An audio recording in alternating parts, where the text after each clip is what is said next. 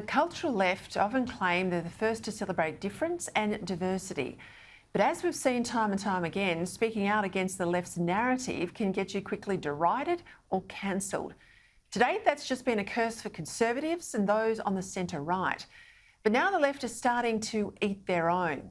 Take the recent decision by the International Swimming Authority, FINA, to ban trans women who have gone through male puberty from entering women's swimming competition. Now, it's a common sense decision supported by many prominent feminists and women's organisations who simply sought fairness for biological women.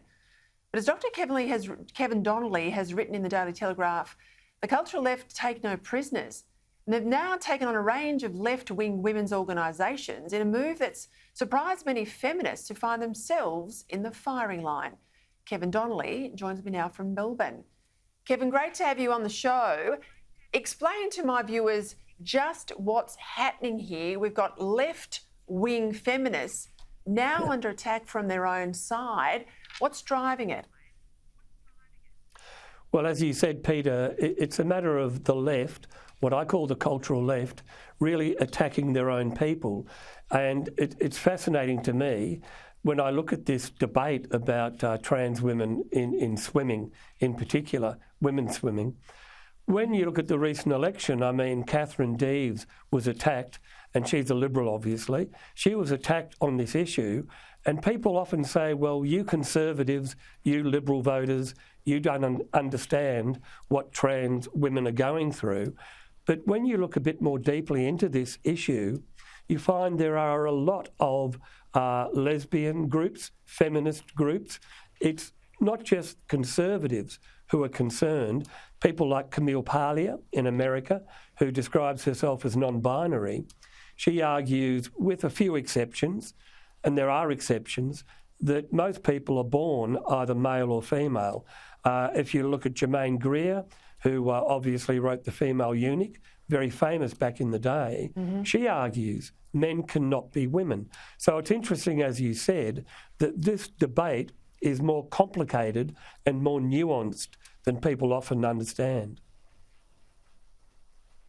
And we know that trans women are a fraction of a single percent in population terms, yet in trying to avoid discrimination for this tiny minority, and I think it's right that we try and avoid discrimination for any minority, the left, though, have been prepared until this time at least to disadvantage all women, and all women are half the entire population.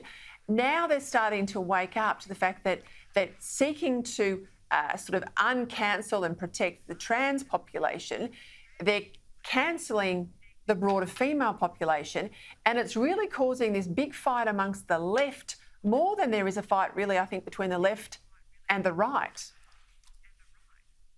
True, and there's an academic in Sydney, Bronwyn Winter, who's written extensively about this. And she, again, is a lesbian activist, and that's well and good. I believe people should be respected.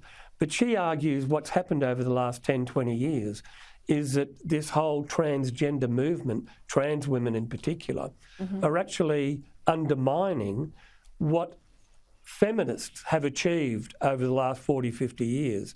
And I mean, it fascinated me when I read about in England, in the Labor Party, over 20, 30 women resigned from the Labor Party because what happened, they, under the positive discrimination for women to get pre-selection to Parliament, they included trans women. And the women, biological women, were so upset and angry about that they resigned. So, as I said before, it's a very complex issue. And the danger is that in supporting a particular group of people who are often disadvantaged, we're obviously missing the real issue here, that women are women. And it fascinates me that there's an international group, the Women's Declaration International, over 159 countries, 447 organisations. They argue very strongly that biologically women are women and that they should not have their rights challenged or undermined because of the trans movement.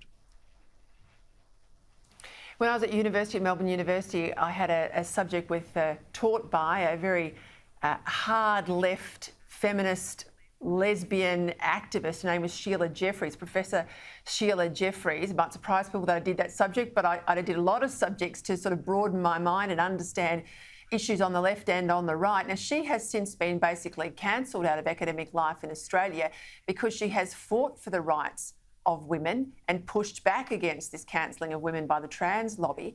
Do you think we're going to see an end, Kevin Donnelly, to this idea that we cancel people rather than debate people? Unfortunately, no, Peter, it's only getting worse. There was the example, Barry Weiss, who writes for the New York Times. She left in the end, resigned because of people being rude and oppressive to her.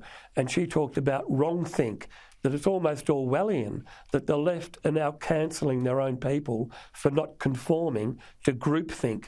And that's a problem we all have to confront. I tell you, this is a complex issue. Thank you, Kevin. A great piece in the Daily Telegraph.